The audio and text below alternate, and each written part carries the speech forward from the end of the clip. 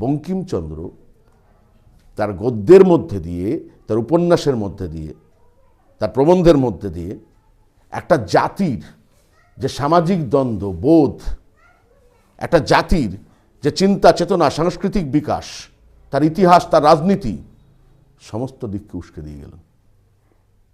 আর তার থেকেও বড় কথা হচ্ছে, যেমনভাবে ঠিক ধর্মবোধকে চ্যালেঞ্জ করেছিলেন ঈশ্বরচন্দ্র বিদ্যাসাগর, মধুসূদন থেকে আর একভাবে করলেন। মধুসূদন নৈতিকতা বিষয়টাকে ধর্মের থেকে আলাদা করলেন। কারণ নৈতিকতা ব্যক্তিক জায়গা থেকে আসবে, সামাজিক জায়গা থেকে আসবে, মানবিক জায়গা থেকে আসবে। নৈতিকতা কখনো ধর্মীয় কোনো প্রতিষ্ঠান থেকে আসবে না, ধর্মসূত্রে আসবে না। তাহলে তার মধ্যে কোথাও না কোথাও একটা শোষণ, একটা ক্ষমতার মাত্রা চাপানো এটা থাকে।